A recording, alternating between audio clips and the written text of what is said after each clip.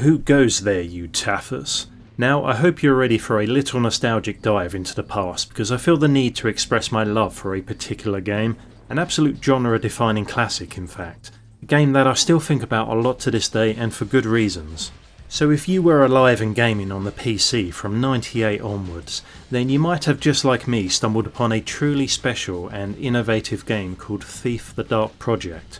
Developed by an incredible team of people harbouring some rare talents that would not only cement themselves as industry heroes, at least in my mind, but from the games they created would inspire the imaginations of fans and future developers alike. This team went by the name of Looking Glass Studios.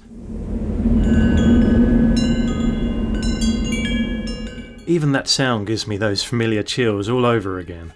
They would go on to create multiple entries into the Thief universe, as well as the mighty System Shock games, goddess, destined to inherit the earth. That image, which still give me the willies to this day, but my god, those games were as thrilling to play as they were disturbing. I first discovered Thief: The Dark Project when I was 14. I would save or sometimes steal enough pocket money to go pick up my monthly PC Gamer magazine. Mostly for the demo disc attached to the front, of course. Remember when they used to do that? I had just finished playing Myth: The Fallen Lords, which was another spectacular demo disc discovery, courtesy of the studio Bungie.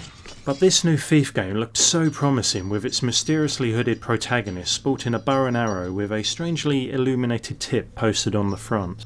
Partnered with the image was a captivating description that talked about a fantasy metropolis called The City. Playing the role of Garrett, a master thief who, while carrying out a series of robberies, becomes embroiled in a complex plot that ultimately sees him attempting to prevent a great power from unleashing chaos on the world. Well, what can I say, my teenage brain was intrigued, but wait a minute. What was this other little odd description detailing the game? First person stealth? What exactly did that mean? I'd never heard of this before, and that's mainly because the very concept of sneaking instead of killing and using light, or rather the lack of it, to conceal yourself did not exist before Thief. I didn't know it at the time, but Looking Glass Studios had just given birth to a grossly immersive new genre. Not only that, Thief: The Dark Project and its sequel, The Metal Age, even 25 years later, would deservingly go on to age like fine wine and remain a favourite among fans of the stealth genre. So, once I had the game installed on my powerful Windows 98, Nvidia Voodoo GPU and 64MB RAM of a beast machine, this was when my brain almost exploded with awe and a new sense of wonder for what was now and could always be possible in the world of gaming. Present thy credentials, novice. A new way of playing games that, at the forefront of what Thief desired to be, now held the player's sense of freedom and choice at its highest priority. You have to understand that before Thief came along, there were of course some games that allowed you to explore its world freely with an RPG element, as well as there being a few sandbox titles in existence. However, when it came to stealth games, Thief was the source, the daddy of this genre. It was a completely innovative and pioneering new way to play a game that had never been realised like this before. It boasted a fully 3D environment, all explorable in the first person, but more importantly, it had a huge emphasis on sound design as well as lighting. In fact, the sound and lighting were infused so heavily as part of the game mechanics and playstyle that paying very close attention to noises and shadows became such a crucial factor if you wanted to come anywhere close to completing your objectives. You were compelled to listen for patrolling footsteps to gauge distances between you and the enemy, as sometimes a line of sight was out of the question when sneaking around. The sound design had great depth to it, and although I never tried, you felt like you could almost play the game with your eyes closed because the positional sound was so accurate. One great example of the game's achievement in sound was the ability to lean against doors, which enabled you to hear much better and assess if someone was on the other side before waltzing through. This helped massively with situational awareness and planning. Then there was the trusty visibility gem set at the bottom of the screen that told the player how concealed you were to enemy NPCs when navigating your way through the shadows. Sometimes you would have to do a hop and a skip to place yourself within the next patch of darkness if the ground was going to make too much noise, you know. Either way, navigating from shadow to shadow became this kind of ritualistic and repetitive dance that was pretty enjoyable to perform each mission. The icing on the cake was that Thief had this wonderfully dynamic lighting system which allowed you to douse certain light sources with water arrows, further increasing not only your chance for survival but the relationship with the most valuable ally the game had to offer, the darkness. I was born in it, molded by it. Just remember to make sure you purchased every goddamn water arrow from the vendor before the level starts, perhaps the most valuable piece of equipment right there. The very first mission began with a series of cryptic messages or warnings that turned out to be deeply foreboding yet important prophecies relating to the character you play named Garrett and ultimately his fate. Whilst playing in the background was this incredibly haunting and eerie music that would instantly set the tone and vibe of the game in a very peculiar and stylish presentation. But Thief, in my mind, was a first-person stealth and horror experience in a very gothic fantasy world that incorporated heavy elements of the Middle Ages as well as the Industrial Revolution. Some people use the term steampunk to describe the game, but I always felt that placing such a label on Thief was a discredit to the originality of the work and its alluring intricacies and mysteries the game had to offer. So, when the gloriously charismatic narration from your character Garrett begins, the time is ripe for a bit of burglary. Along with the immensely sinister and striking artwork that now replaced the text on screen, I remember feeling so captivated by how far they were willing to go to not just set up the groundwork as a mission brief, but to truly lay down the foundations that would continuously draw us into this mesmerising world of rich story and innovative gameplay mechanics, both emotionally and intellectually. I would also love to give a mighty shout out to the brilliant and talented Stephen Russell, who voice acted Garrett, as well as characters in many other games such as System Shock, Skyrim, Fallout and Dishonored. Personally, I would argue that he possibly has one of the most recognisable voices in the industry, especially for us old-time gamers, right? But here was a game that, for the first time in memory, I could decide exactly how I wanted to tackle the objectives, how long it would take to do so, and which path or paths I could choose to get there and back. All of this was seamless with zero loading screens, and it offered us the guarantee of retracing steps back to anywhere I'd previously been on the entire level at any time. So, after selecting from a range of difficulties and what tools to purchase for your adventure, you were then unceremoniously thrown into the mission with no turning back. The degree of immersion and joy I would feel whilst roaming the narrow and confined streets outside of Lord Bafford's Manor was on a completely new level, literally, as I'd never been able to explore like this in a game before, especially at my own pace. I'd eavesdrop on a bunch of unassuming guards on duty by the front gate, discussing such matters as attending the bear pits for some gruesome sport. With underslung cheeks spiked. Last time I was there was a real eye gouging. The conversation quickly shifting to insult one another for being squeamish in their perfectly grizzled and raspy voices. Surprised you're even in this job. Ooh, the blood, it just turns my poor tummy. Which only succeeded to help layer on the charm this game was so heavily equipped with. After realising the front gate was perhaps not the best course of entry, I soon discovered a well that was somewhat protected by a tipsy guardman muttering and merrily singing to himself, completely oblivious to the pickpocket now crouched behind him. Already excited by the choice of multiple entry points into the manor, I ultimately decided to bypass any main doors and sewer entrances in place of a vertical fall down the not-so-guarded well, landing with a big splash. After climbing out of this enchantingly odd little underground river, or is that just a polite way of saying sewer, I then found myself in the basement of Lord Bafford's Manor, a dark and dilapidated excuse of a storeroom echoing with the soft voices of miserable guards who would soon find themselves out of a job, no doubt for all their lord's wealthy possessions I was about to steal. But I've been thinking we should watch the outside. That's stupid. People to worry about there on the inside. No, then you catch them before they get inside, you taffer. Don't worry, I'm not going to narrate the rest of the game, but I just wanted to preface what was so appealing for us back in '98, and possibly for those who played the game for the first time in the years to follow. So now that we've established a basic understanding of the originality and genius that is Thief the Dark Project, let's get down to the core of what specifics made this game the best first-person stealth sneaker ever. There was this unspoken level of trust that Looking Glass Studios had for their consumers. What I mean is, much like when brilliant film directors such as Christopher Nolan assume that the audience is going to be smart enough to understand a relatively complex story, then not only do we understand it, but we also have a richer experience because of the trust and respect given by the filmmaker.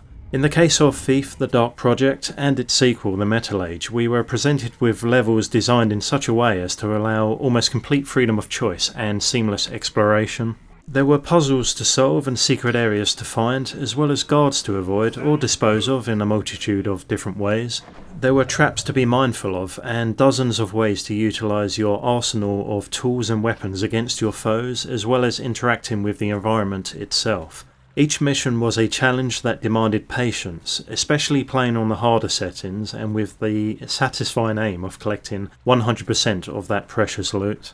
You had to have keen senses, and with enough careful thoughts and planning, time was always on your side. The essential point I'm trying to make is that there wasn't any hand-holding, and you were never treated like an idiot, as is the case with much of modern-day gaming, if I'm honest. There were no quest or navigation markers continually popping up on the screen or map, which would only serve to deflate any sense of adventure and curiosity we experience all too well these days. There were no highlighted objects to let us know this was what we could or should interact with to proceed forward. You had to take time to observe your surroundings and make intelligent decisions. For instance, assessing what material the floors and ceilings were made from. Maybe moss arrows were required for noise reduction on marble or metal surfaces to walk silently, or could a rope arrow be used to find purchase in a wooden canopy to access high windows otherwise unreachable? When each mission began, information was incredibly limited. We arrived with the mission briefing, a collection of tools and weapons available for purchase that we would have to spend gold wisely on, predicting what we might need for the contract ahead based only on a few helpful tips and our common sense. I must say, much of the equipment could be expensive, sure, but items like noise arrows and gas mines were the perfect accompaniment when things got hairy and you perhaps found yourself a little cornered. One item that I never quite learnt to fully love was the flashbang. It was quick and very useful when being chased, but I would always end up blinding myself far too often, as you only had milliseconds to turn back around after throwing the damn thing. Either that or I would just throw it past my assailants, blinding no one in the process. Lastly, we were given a trusty map that displayed a very crude structural layout of the complex that only reflected a best guess of what lay ahead. There were absolutely no safety nets, and any hasty mistakes made were yours and yours alone. But if you did manage to pull off the perfect heist, collecting all valuables whilst remaining unseen, then the rewards in self-gratification alone were worth more than any modern-day Steam achievements, new weapon skins, or any other hollow incentives that plague our contemporary gaming experiences today. Yeah, I'm also looking at you, 2014 sequel to Thief, but I'll speak more on that in a separate video, as I have both positive and negative things to say about that game. In summary, you could argue that although you didn't need to be a genius to play the game, Thief was designed in such a way that it encouraged intelligent decisions and wise planning. This, I believe, and as I just explained, was due to the openness of exploration, the preservation of mystery, great game mechanics, and the lack of instruction or guidance, which then in turn empowered us with an overwhelming feeling of control, incentive, and desire to achieve better. I mean, what more could you ask for from a game?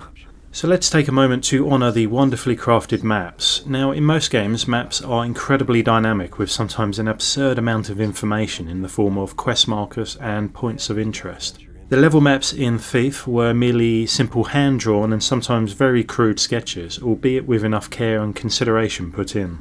These were usually acquired from your fence at the start of each level. It consisted of a few different drawings representing each floor within a compound. Although you had a vague idea of where to go, only some rooms were named and just the known entrances and exits were marked. That was pretty much it. The beauty of navigating the map was that you often found yourself second-guessing locations until you had enough time to gather your bearings and build up a solid idea of guard patrol routes, areas of interest like secrets and objectives, and places you had already fully explored. What made it even more spectacular was that you could edit the map by clicking anywhere you like, enabling you to type helpful notes to yourself if you felt it was something you needed to remember or come back for later. I cannot tell you how many hours I would spend just sneaking around searching every nook and cranny in every single room or corridor, just so I could acquire each precious piece of loot and discover all those secret passages behind shady looking bookcases or hanging tapestries. And all the time I kept these careful notes on the map if I knew I'd cleared a room or needed to return to a locked door with a required key. Again, this is just another example of how the game was able to exceed any expectations and retain that important essence of mystery and a sense of adventure. The developers must have truly known their target audience and how to cater to our every need in this deeply satisfying game. And there was something strangely satisfying about this game that begged for repeat playthroughs over and over. Surely not for many years. Art thou blind? He is old, and the Master Forgers do jostle each other for precedence. It's hard to put your finger on, but aside from the appeal of the deeply haunting atmosphere, it was something about the prospect of thieving as well as the process of the act itself. I mean, apart from the obvious reward of in-game currency to splash out on for the next mission, there was this innate feeling or sensation to be clean and tidy when getting the job done, almost like an obsessive-compulsive desire to complete the mission in a certain way. I think for me it was essential to become a ghost and leave no trail behind, like I was never there. I mean, sure, sometimes I would take some kill shots when the mood took me, whether it was a simple broadhead arrow to the face, Guards! This way! or some other inventive and comedic method to end the lives of my enemies. Maybe I'd have some fun with the physics and drop a wooden crate from a great height, or perhaps carry an unconscious guardsman into a water feature, only to hear their oddly humorous grunts and spluttering just moments later as their life ended. But the game did have the power to trigger morality checks within me. Most of the time I felt forced to play the pacifist with my trusty blackjack, only using broadhead arrows for distractions or killing anything non-human or not living. This added so much more tension and consequence to my actions, compelling me to calculate every next move with absolute care. Plus the very OCD completionist in me just had to discover all the secrets and collect every bit of loot along the way, otherwise I wasn't happy. Remember as well, this was before YouTube and a million different online articles explaining away how to do or how to find everything in typical modern day spoiler fashion.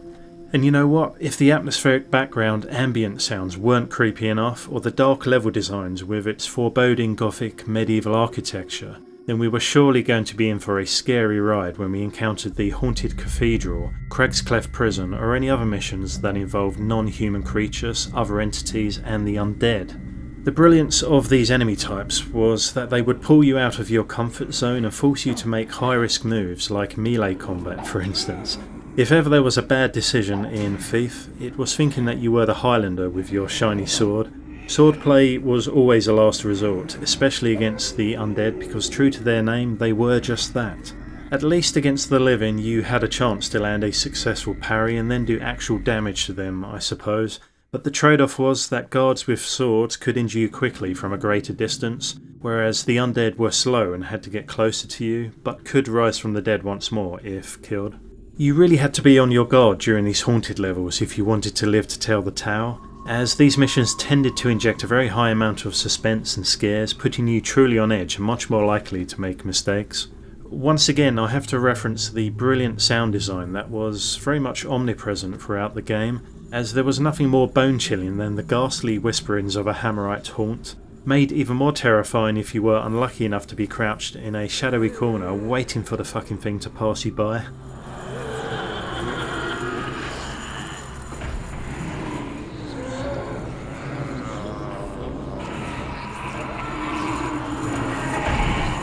Nothing has ever creeped me out more to this day in any game. Well, Outlast did a pretty good job, I will say that. Fight!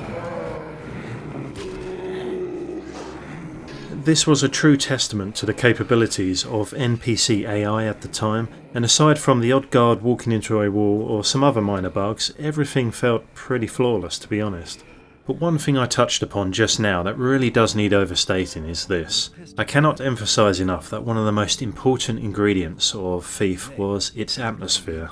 On an emotional level, this was one of the crucial elements of the game that has always stayed with me, and whenever I cast my mind back to playing it, the very first thing I think about is that magical layer that exists between the artwork, audio, narrative and level design. All of these factors complemented one another so magnificently that the potency of the atmosphere created from it was just overwhelmingly enjoyable to immerse yourself in. The Quintus family. Guess I'll just have to explore. Countless times when I was outside, I would gaze up at the stars, taking in the ambience around me, whether it was the subtle but chilling sound of the wind or any other noises like crickets, running water and street lamps.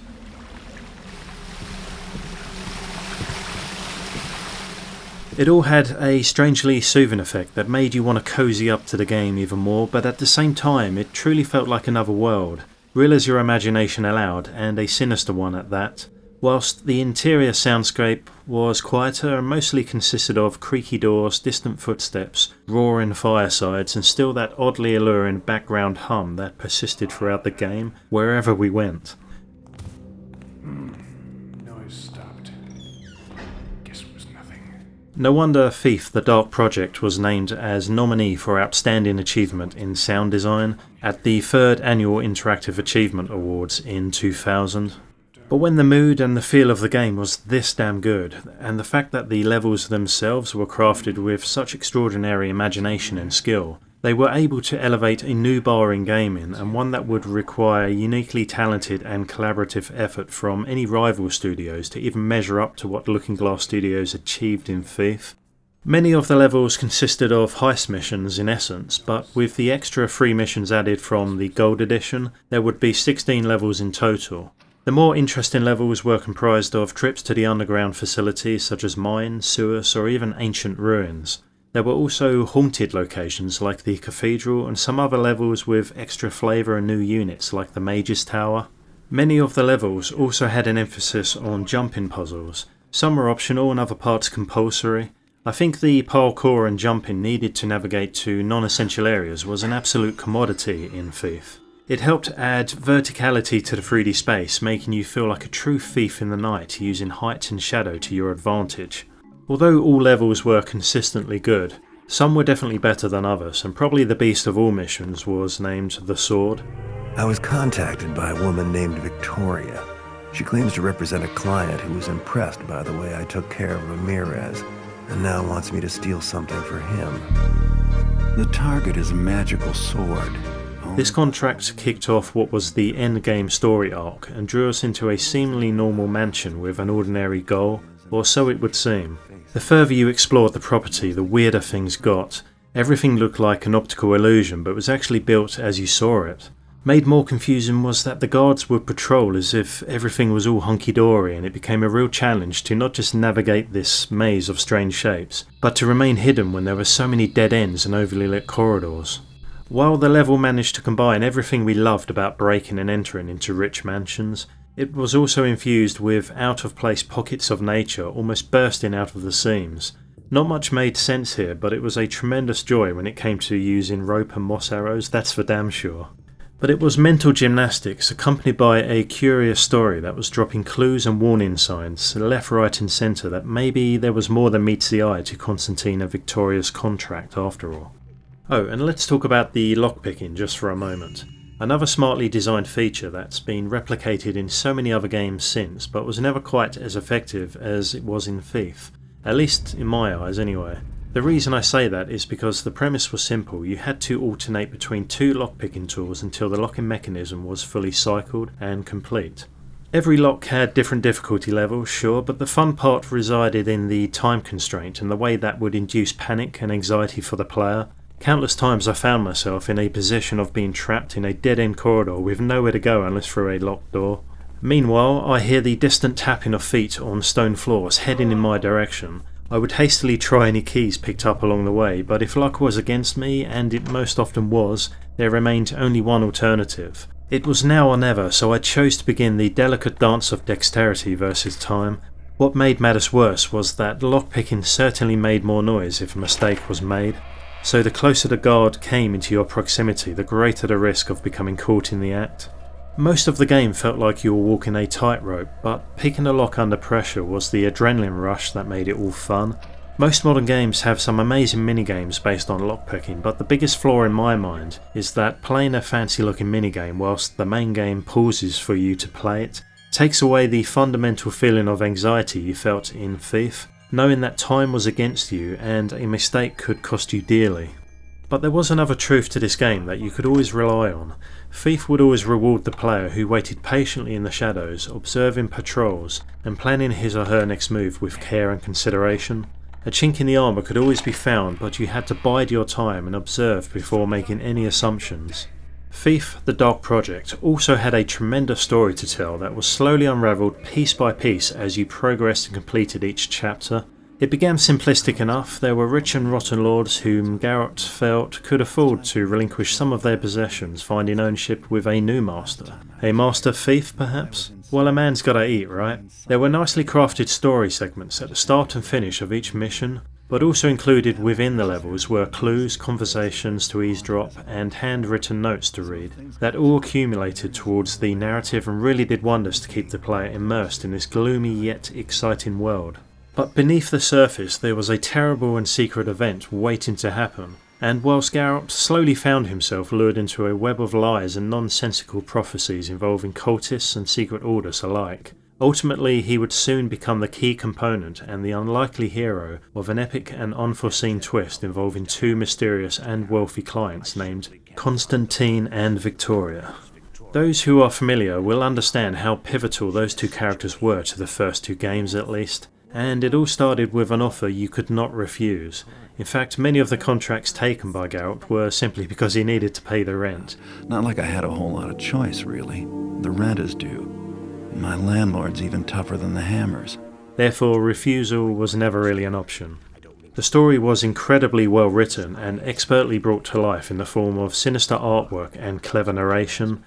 Much of the story also consisted of these wonderful cutscenes that made excellent use of silhouettes, shadows and lighting to help convey important conversations and evoke feelings of urgency, suspense and sometimes sheer terror to us. In the hopes that I can sway others who may never have played before to purchase this king of all stealth games, I won't go into specific spoilers, but suffice to say, the story arc that stemmed from one of the best missions in the game, named The Sword, turned out to be quite the horrifying twist indeed. All the clues for this ill-fated contract from Constantine and Victoria were there all along if you were perceptive enough, but the final meeting with the eccentric couple was genuinely terrifying. Look at me! I am the Woodsy Lord. Made even more so when we see our fearless and forever witty protagonist cower in sheer terror as the events unfold. Thems that calls themselves builders had wielded up a hammers against him. Now, it would be criminal for me not to mention the wonderfully written factions that dwell within the city, and how they were profoundly brought to life in a way that made Thief such a colossal joy to play. For all the time the world in Thief felt like a dark and despairing place to be, it had many moments of comic relief as well.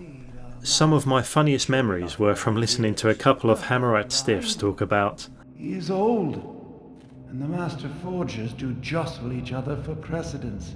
I spy not on my betters, 'tis in the builder's hands. 'Tis true, 'tis true. or simple babbling guards droning on about These mages are not ones to be trifled with.